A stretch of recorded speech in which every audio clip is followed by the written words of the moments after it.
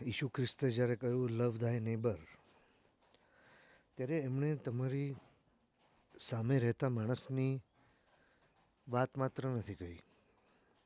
લવ ધાય neighbour એટલે જે પણ તમારી આંખ સમક્ષ તમારો સહયાત્રી, સહભાગી,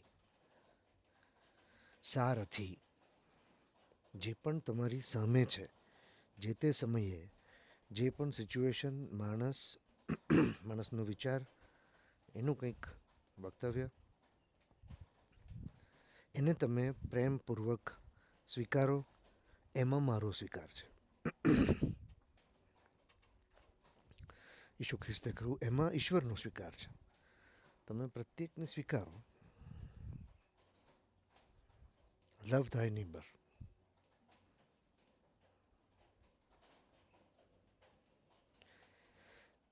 શ્રીમદ ભગવદ્ ગીતામાં જ્યારે શ્રી કૃષ્ણે કહ્યું કે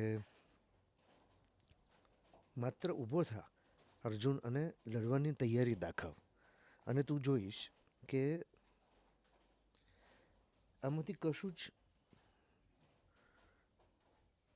ખરેખર ભય પામવા જેવું છે નહીં. આમાં કશું એ વિચારવા જેવું કે પીછેહટ કરવા જેવું છે જ નહીં.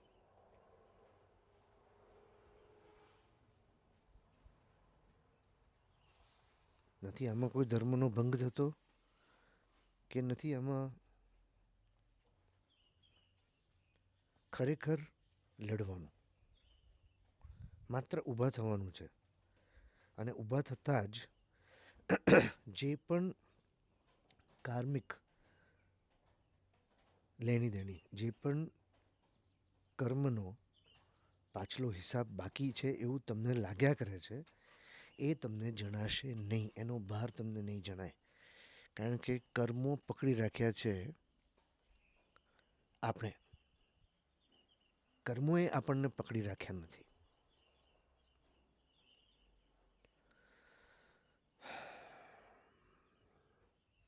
બહુ વિચાર કરવાનું જે આપણને શીખવાડ્યું છે. વિચાર કરો, વિચાર કરો. પણ જ્યાં વિચાર કરવાનો છે ત્યાં આપણને વિચાર કરવા દેવામાં નથી આવતા. ધર્મની કેટલી કથાઓ, ધર્મના કેટલા પ્રિન્સિપલ્સ, ધર્મોના મેસેજીસ, આઇકનોગ્રાફી, સિમ્બલિઝમ, ધર્મોએ આપેલી ફિલોસોફી, નિયમોની પાછળના કારણો, એના ઉપર આપણને વિચાર કરવા દેવામાં આવતો નથી. એના પર આપણે વિચાર કરતા બી નથી. કારણ કે આપણા વાંચનમાં એ ભાગ્યે જ આવે છે. અને જો વાંચનમાં આવે છે તો આપણે એને જે પણ લખ્યું હોય એને અક્ષરશઃ માની લઈએ છીએ, કાં તો એની વિરોધમાં એક બીજી માન્યતા ઊભી કરી દઈએ છીએ. ઘણી ચોપડીઓ આપણે વાંચીએ છીએ, પછી આપણે એનાથી એગ્રી નથી થતા. ઘણી ચોપડીઓ આપણે વાંચીને એનાથી હિપ્નોટાઇઝ થઈ જઈએ છીએ. મેં નાનપણથી હજારો પુસ્તકો વાંચ્યા હશે, બધા સમજ્યા નહીં હોવ, પણ હું સમજવામાં માનતો જ નથી. હું વાંચી લીધા પછી એના ઉપર પોતાની મેળે આપમેળે એક પ્રકારનું અંદરથી વાગોળવાનું મિકેનિઝમ ઊભું થવા દઉં છું. એ વાગોળાય છે. જુદી જુદી નદીઓના પાણીઓ જુદા જુદા એકબીજાને મળે છે. બધી કેટલીય એક સામટી એકઠી થાય છે, છૂટી પડે છે અને જઈને મળે છે સાગરમાં. એમ અનેક વિચારધારાઓ હું મારી અંદરથી વહેવા દઉં છું. કોઈનું લખેલું ક્યારેય કશું અક્ષરશઃ સત્ય માનીને એની ઇમ્પ્રિન્ટ અંદર થવા દેતો નથી. અને જો આપણે આ પ્રકારનું વલણ કર્મમાં દાખવીએ, જે તે સમયે જે તે કર્મ કરવાનું છે એ કરીએ, સ્પોન્ટેનિટીમાં, સિમ્પ્લિસિટીમાં, સ્પિરિચ્યુઆલિટીથી એટલે અળગા રહીને, છેટા રહીને, અલગ પર્સપેક્ટિવથી, તારા મારા પર્સપેક્ટિવથી કે આના પર્સપેક્ટિવથી નહીં. સ્પોન્ટેનિટીમાં જ્યારે આપણામાંથી કર્મ વહે છે ત્યારે એ કર્મની ઇમ્પ્રિન્ટ અંદર ઊભી કરતું જતું નથી. જો મેં કોઈ કર્મ માટે ખૂબ વિચાર કરી લીધો તો એ કર્મ કર્યા વગર પણ એ ઇમ્પ્રિન્ટ ઊભી થઈ જઈ શકે છે. ફિઝિકલ વર્લ્ડમાં નિયમ શું છે? તમે અનાડી છો, અજાણ છો, અજ્ઞાન છો કે અહીંયા ઇલેક્ટ્રિકના 2 વાયર લટકે છે લાઈવ, અને તમે એને અડો છો, તમે ભૂલથી અડો છો, તમારી પહેલી ભૂલ છે, પણ ફિઝિકલ યુનિવર્સ તમને માફ કરતું નથી. એ તમને કરંટ લાગવાનો, તમે એને એમ નહીં કહી શકો વીજળીને કે ઓ સોરી મને ખબર નથી, પહેલી ભૂલ તો માફ કરો. ત્યાં પહેલી ભૂલ બી માફ થશે નહીં. જાણતા અડો કે અજાણતા અડો, કરંટ લાગવાનો. ફિઝિકલ વર્લ્ડના નિયમો કરતાં સ્પિરિચ્યુઅલ વર્લ્ડના નિયમો લગભગ બીજા કિનારે વિરોધાભાસી હોય છે. અહીંયા કર્મ કરવા છતાં જો તમે કર્મને ડીપ રૂટેડ તમારા બિઈંગમાંથી ઇમ્પ્રેશન્સ આપીને દ્રઢ નથી કર્યું અને આમ થઈ ગયું, તો એ કર્મ તમને બંધનમાં નાખતું નથી.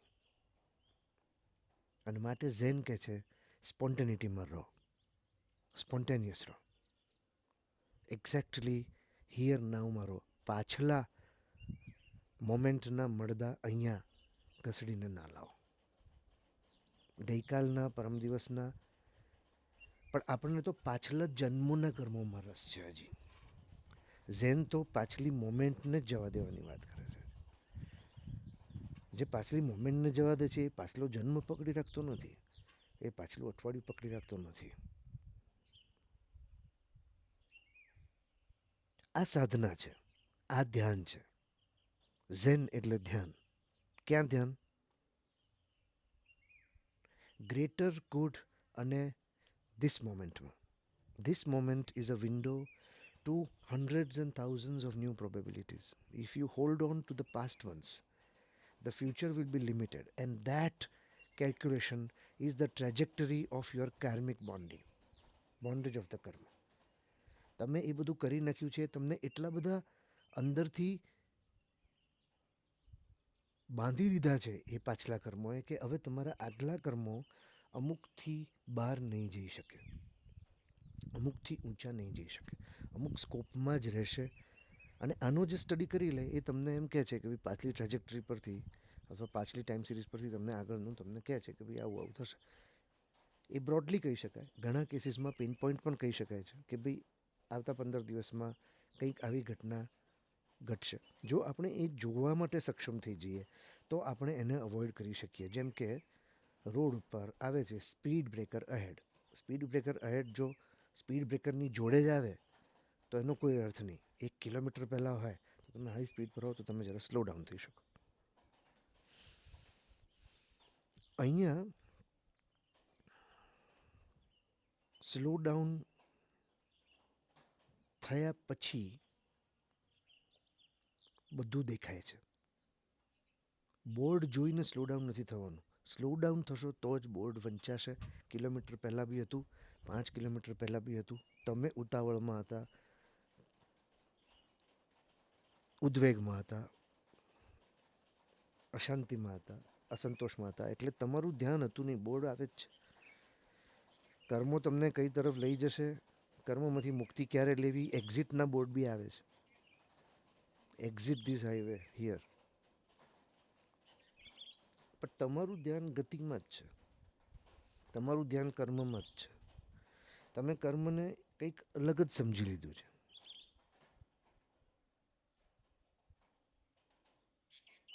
કર્મમાંથી મુક્તિ એટલે કંઈ નહીં કરવાનું એવું નથી. ઘણા એવો મેસેજ લઈ જાય કે કંઈ નહીં કરવાનું. કંઈ નહીં કરવાનું નહીં. જે થાય છે એની અંદર ભળી જઈને એ તરફી કર્મો કરવાના. ઘણી વખત આપણને એક્સેપ્ટેબલ ના હોય, ઘણીવાર આપણને અપીલ ના કરતા હોય, ઘણીવાર આપણે એનાથી કન્વિન્સ ના હોઈએ, ઘણી વખત આપણા વિરોધમાં એ કર્મો ચાલતા હોય, છતાં એની અંદર ભળી જાઓ અને તમારા વિરોધમાં જે લોકો કામ કરે છે એમની જોડે ઊભા રહીને એમને મદદ કરવાની ઓફર કરો.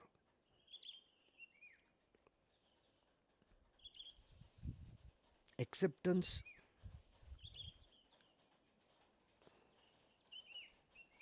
of thy neighbor loving thy neighbor, loving what is going on in front of you, acceptance of whatever is happening right in front of your eyes in your closed world is acceptance of divinity, universal divinity.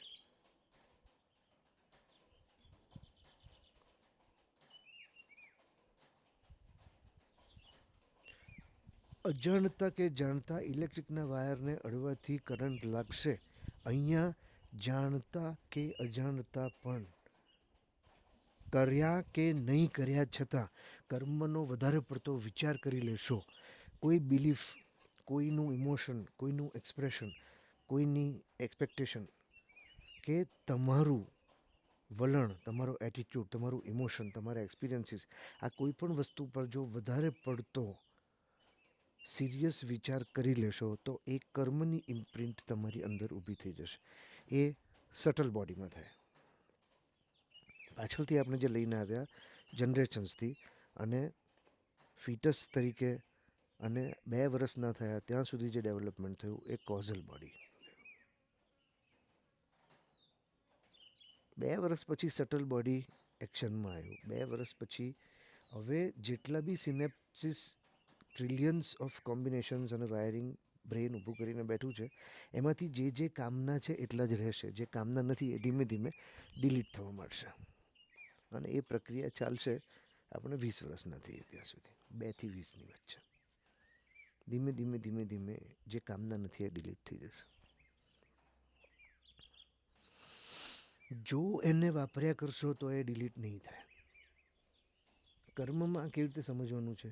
જે પણ વસ્તુઓ તમારી અંદર ઊંડી અસર કરી ગઈ છે, એ ભાવનાત્મક હોય, શારીરિક હોય, માનસિક હોય, કોઈ પણ એક વિચાર, વ્યક્તિ, વસ્તુ કે વૃત્તિને લઈને હોય, જો એના પર વધારે પડતો સિરિયસ વિચાર તમે કરી લીધો તો એ તમારી અંદર ઊંડી ઉતરી ગઈ અને એને એક નાનકડી હથકડી ક્યાંક તમને બાંધી દીધી. સંસ્કરણોથી, કન્ડિશનિંગથી આપણે બંધાઈએ છીએ. કન્ડિશનિંગમાંથી ઊંધી પ્રોસેસ થવા દેવી એટલે મુક્તિ. લર્નિંગને આપણે કન્ડિશનિંગ સાથે જોડીએ છીએ તો મુક્તિની પ્રોસેસ થઈ અનલર્નિંગ. અને અનલર્નિંગ એટલે બધા જ વ્યક્તિઓ, બધા જ વિચારો, બધા લોકોની વાત, બધા લોકોના ધર્મો, એમની બિલીફ સિસ્ટમ્સ, એમનામાં બદલાતા ઇન્ટેલેક્ચ્યુઅલ લેવલ્સ અને ઇન્ટેલેક્ચ્યુઆલિટીના સ્તરો, એમના સોશિયલ ઇકોનોમિકલ સ્તરો,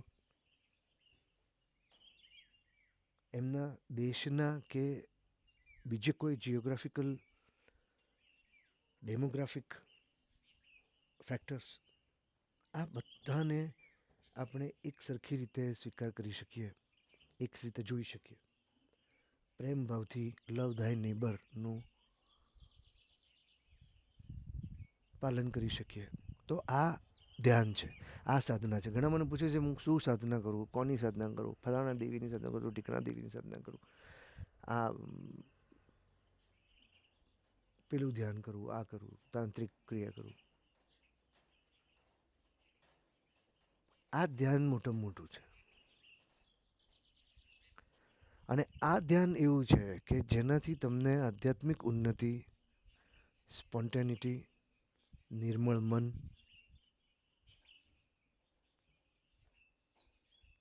એક ઉજાસ, એક મૃદુતાની સાથે એક અખંડિતતા, એક એવી તાકાત કે જે આધ્યાત્મિક સ્તરની તાકાત છે, જે તાકાત તરીકે આપણે સમજી નથી શકતા. એ તાકાત એવી છે, એ શક્તિ એવી છે, એ સિદ્ધિ એવી છે. અગેન, એની તાકાત, એની શક્તિ, એની સિદ્ધિ is not to be married onto, but you will be sure that it stays with you as your life partner only if we understood the intricacies of karma, the different vaster wider perspective of what the rishis, what the monks, what the sages tried to explain us through these deepest possible human philosophies. This is Philosophia Ultima. We understand every aspect of human life, every aspect of this world and life through contemplation, not through introspection. We have been taught to introspect. તમે ખોટું કર્યું કે સાચું કર્યું, તમારે આમ કરવા જેવું હતું કે તેમ કરવા જેવું હતું. નેચરલી તમે તમારા વ્યૂ પોઈન્ટથી, તમારા પર્સ્પેક્ટિવથી, તમારી દિશાથી વિચાર કરશો તો તમે અમુક જ ડિસિઝન લેવાના છો. અને તમે સામેવાળાથી વિચાર કરશો તો તમે અમુક જ ડિસિઝન લેવાના છો. અને થર્ડ પાર્ટી પણ ક્યાંક ને ક્યાંક કંઈક ને કંઈક વસ્તુથી અફેક્ટેડ છે. આપણા શાસ્ત્રોમાં એટલે આત્મનને ચોથો ગણાયો છે. તુરીય ચતુર્થમ મન્યંતે સ આત્મા, જેને આપણે ચોથો માનીએ છીએ.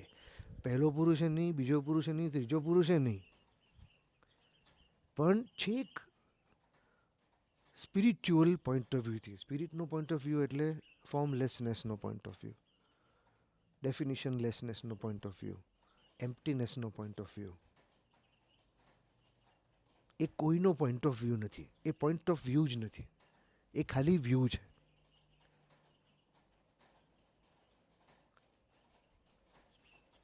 અહીંયા જો સ્પિરિટને કમ્પેર કરીએ ક્રિશ્ચિયાનિટીમાં તો સન ઓફ ગોડ, ગોડ અને હોલી સ્પિરિટ, પણ એ ત્રીજા લેવલ પર, એને ત્રીજા નંબરે આપ્યો. આપણામાં એ ચોથા નંબરે આવે છે.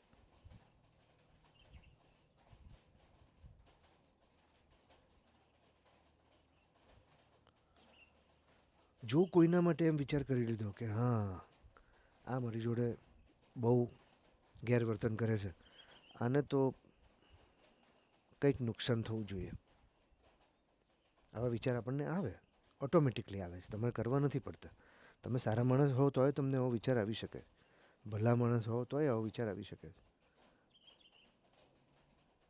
પણ એ વિચારને તમે એક વખત જોયો પછી તમે એને યાદ રાખ્યો, હવે એને ફરી વખત ઘૂંટ્યો, બીજી વખત તમને માણસ મળ્યો ત્યારે તમે ફરી વાર વિચાર કર્યો કે આ તો બહુ ગેરવર્તન કરે છે મારી સાથે, આને તો કંઈક નુકસાન થવું જોઈએ. ધીમે ધીમે આ વિચાર તમારી અંદર એ માણસ સાથે એસોસિએટ થઈ જાય છે. The moment you think of that person, તમને વિચાર ઓટોમેટિકલી એની સાથે ટેગ અલોંગ થયેલો મળશે. અને કદાચ નહીં મળે, છુપાઈ ગયો હશે, પણ એ હશે. જો એ હશે તો એ આજે નહીં ને 10 વખત, 15 વખત, 20 વખત તમે વિચાર કરશો. અને જ્યારે કોઈક વખત એ માણસને કંઈક નુકસાન થયું અને તમને જાણવા મળશે તો પેલો જે વિચાર છે એ ખુશ થશે પાછળ બેઠો બેઠો, શિંગડાવાળો, કે જા બહુ સારું થયું.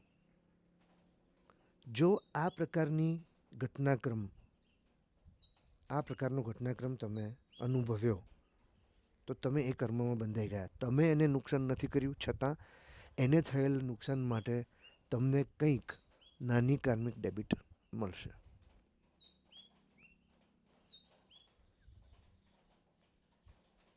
અને તમે અમસ્તા એની સાથે બેઠા છો કંઈ વાતમાં, અને તમે એને સ્પોન્ટેનિટીમાં કંઈક કહી દીધું કે મને તો તું નથી ગમતો, મને તો ઘણીવાર ખબર છે કેવો વિચાર આવે છે કે તને બરાબર પાઠ ભણવો જોઈએ, તને પાઠ ભણાવવો જોઈએ, એવો વિચાર આવે છે. એવું તમે જો સ્પોન્ટેનિટીમાં સિમ્પ્લિસિટીથી કહી દીધું, નિખાલસતાથી, તો એમાં એની લાગણી કદાચ 5 મિનિટ ડૂબાશે, 5 મિનિટ માટે વિચાર કરશે, પણ એ તરત જ ઓવરકમ થઈ જશે એમાંથી. ત્યાં કર્મ લાગતું નથી. તમે એને ભૂલમાં નુકસાન બી કરી દીધું, ભૂલમાં. અને અહીંયા તમે ચીટ નહીં કરી શકો, ચિત્રગુપ્તને ચીટ નહીં કરી શકો. અંદર છેક અંદર એ જાણે છે કે તમે સ્પોન્ટેનિટીમાં, સિમ્પ્લિસિટીમાં, નિખાલસતામાં કર્યું છે કે પ્રી મેડિટેટેડ છે, ઇમોશનમાંથી,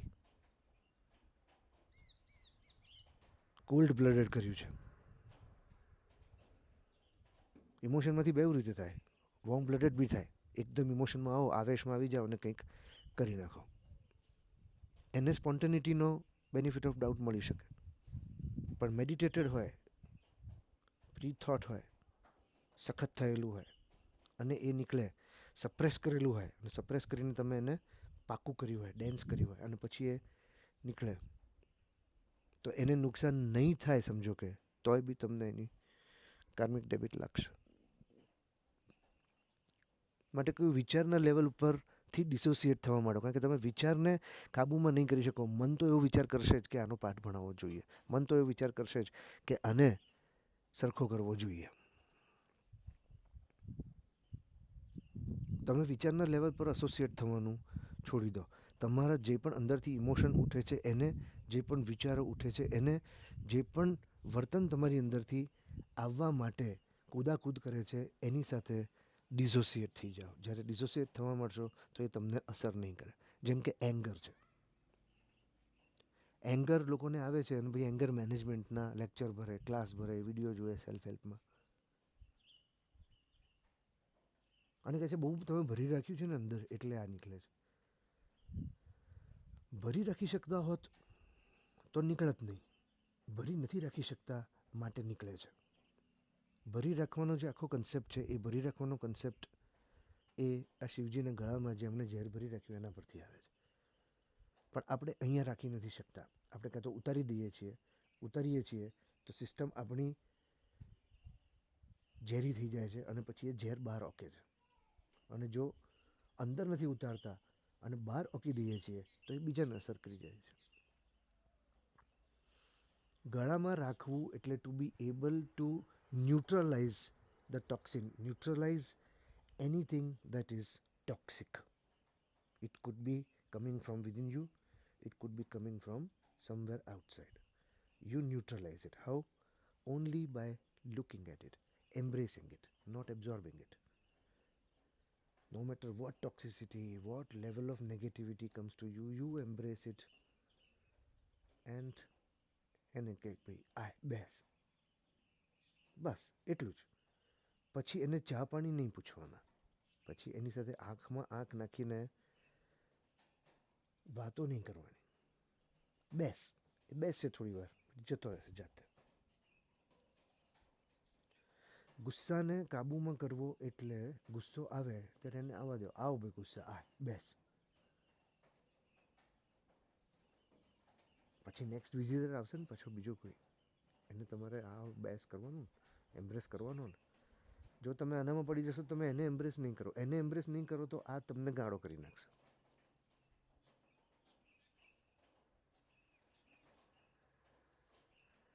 આ માત્ર જોવું, વૃત્તિને, વિચારને, વ્યક્તિને, વસ્તુને, કોઈની વાણીને અને એને એમ્બ્રેસ કરીને બાજુએ બેસાડી દેવું એટલે ડિસોસિએશન ફ્રોમ